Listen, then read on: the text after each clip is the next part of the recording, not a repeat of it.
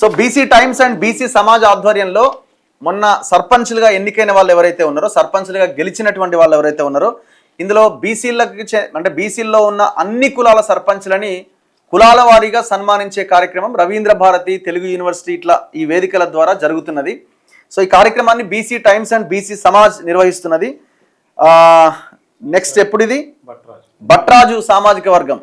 భట్రాజు సామాజిక వర్గం నుంచి గెలిచిన సర్పంచ్లని అభినందించే ఒక సభ 20వ తారీఖు జరగబోతున్నది. ఉదయం 10 గంటల నుంచి తెలుగు విశ్వవిద్యాలయం ఆడిటోరియం, నాంపల్లి. సో ఒకసారి పోస్టర్ ఆవిష్కరణ కార్యక్రమం సూర్యారావు గారు అండ్ మిగతా సభ్యులు స్టార్ట్ చేస్తారు. నరసింహరాజు గారు, ఇంకా ఓకే మైక్ ఏది బాబు ఇచ్చినావా? ఎవరికి ఇచ్చినా? ఓకే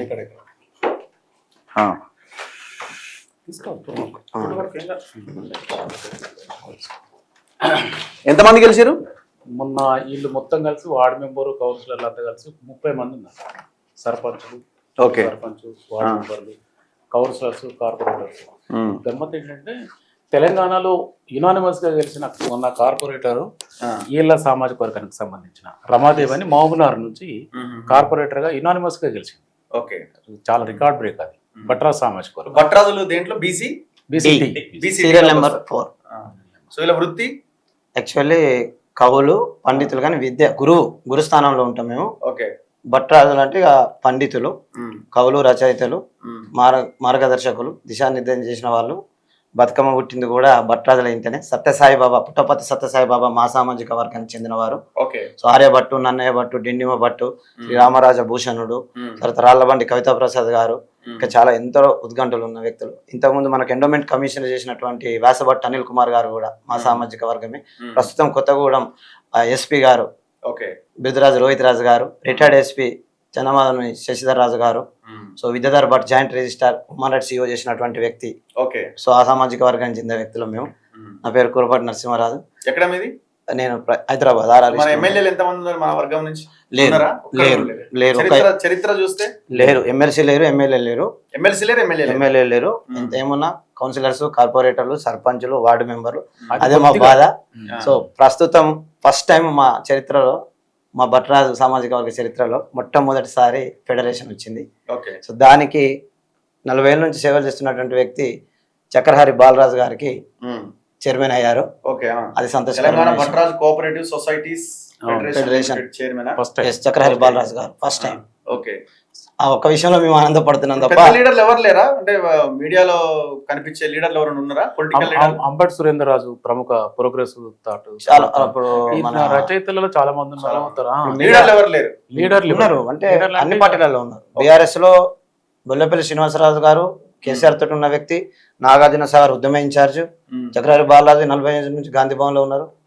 తర్వాత ప్రతి పార్టీలో ఉన్నారు, బీజేపీలో ఉన్నారు, అన్ని వాటిల్లో ఉన్నారు. సో మీడియా పరంగా బ్రహ్మాండవేరి గోపరాజు గారు, బ్రహ్మాండవేరి గోపరాజు అన్నయ్య, చాలా మంది ప్రముఖులు ఉన్నారు కానీ రాజకీయంగా లేరు. అదే మా బాధ. మొత్తానికైతే ఫస్ట్ టైం ఒక ఫెడరేషన్ వచ్చినందుకు సంతోషిస్తున్నాం. ఎందుకు అవునవును, ఒక సభకు వచ్చినారు. ఇది ఇటీవల జరిగిన గ్రామ పంచాయతీ ఎన్నికల్లో వీళ్ళందరినీ కూడా అభినందనలు తెలియజేయాలి. ఎవరికి వాళ్ళు మేమే తక్కువ, మీ మొక్కలమే ఉన్నామని అనుకుంటున్నారు వాళ్ళు. గంగిరెద్దులలో 50 మంది ఉన్నారు సర్పంచులు. మనం గంగిరెద్దుల నుంచి స్టార్ట్ చేసినాం.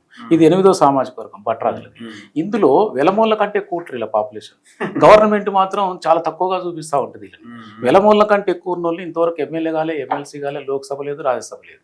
వీళ్ళకి రాజకీయ ప్రాధాన్యత లేదు. ఎంతమంది ఉన్నారు భట్రాజులు ఓవరాల్ తెలంగాణలో 1,00,000 మంది ఉంటారు. ఎక్కువ 1,00,000 ఎక్కువ ఉంటారు కానీ 22,000 ప్రకటించారు. అంటే నీకు మొన్న ప్రకటించిన గ్రామ లెక్కల జనాభా లెక్కలన్నీ కూడా వాళ్ళని పెద్దరికం చేసుకోవడానికి తప్ప, ఈడబ్ల్యూఎస్ కోటాన్ని కాపాడుకోవడానికి లెక్కలు తప్పాయి. మన భోజనాలకు సంబంధించిన లెక్కలు కావాలి. కాబట్టి మనందరం కూడా ఏం చేయాలంటే ఆ లెక్కలు రాగానే వీటి ద్వారా మనం నిరూపించాలని ఇంటెన్షన్ టోటల్ గా. బీసీ ముస్లింస్ కూడా మేము జూన్ 16వ తారీఖు నాడు చేస్తున్నాం రవీంద్ర భారతిలో. జూన్ 16 వాళ్ళు 164 మంది ఉన్నారు. 164 మంది ఓన్లీ బీసీలో ఉన్న ముస్లింస్. తుర్క కాశీ, ఎలుగుబంటి, తర్వాత దూదేగుల, ఇలాంటి కమ్యూనిటీస్ అన్ని షేకీలు అంతా కలిపి 164 మంది సర్పంచ్ ఉన్నారు. భట్రాజు సామాజిక వర్గం ఈవెంట్ అయిన తర్వాత వాళ్ళ అభినందన సభలు అయిన తర్వాత నెక్స్ట్ అది దాని తర్వాత పద్మశాలి సామాజిక వర్గం ఈ సామాజిక వర్గాలందరికీ కూడా అభినందనలు సభ పెట్టి మనమేం తక్కువలేము, మనం రాజకీయంగా మనకు ప్రాతినిధ్యం ఇస్తలేదు పొలిటికల్ పార్టీలు, దాని వైపు గొంతెత్తి చాటాలన్న ఇంటెన్షన్తో ఈ కార్యక్రమాలు తీసుకున్నాం. అందులో మా నరసింహరాజు గారు కానీ, మా విజయరాజు గారు కానీ, మా యూత్ వర్కింగ్ ప్రెసిడెంట్ అర్జున్ కానీ, మా రూపేష్, వీళ్ళందరూ కూడా ఈ కార్యక్రమంలో నిమగ్నమైనారు.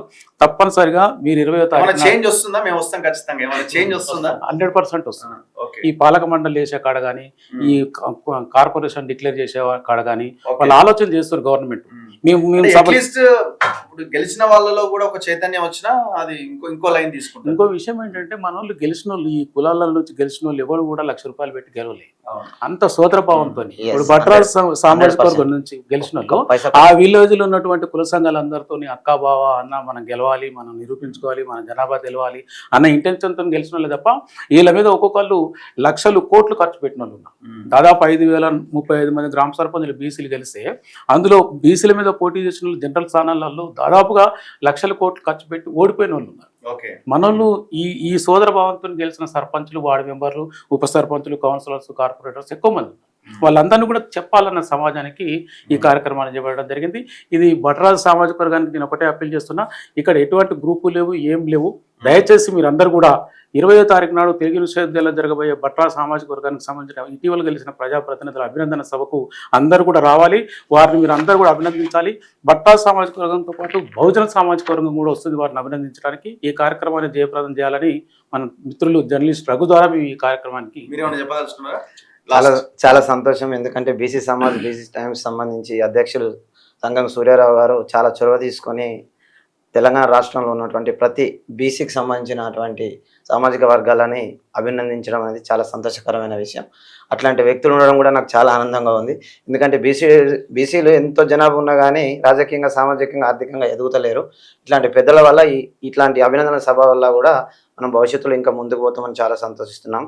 భట్రాజులు అంటే మీరు అడిగినట్టు గురుస్థానంలో ఉన్న వ్యక్తులం. యాక్చువల్లీ కేసీఆర్ గారు కానీ పెద్ద పెద్ద వ్యక్తులకు కూడా ఓనమాలు తెచ్చిన వ్యక్తులం మేమే. సో అందరం కూడా భవిష్యత్తులో బీసీలు అందరూ కూడా కలిసికట్టుగా పోరాడి రాజకీయంగా కానీ అన్ని రంగాల్లో ముందుకెళ్లాలని మనస్ఫూర్తిగా కోరుకుంటున్నాను.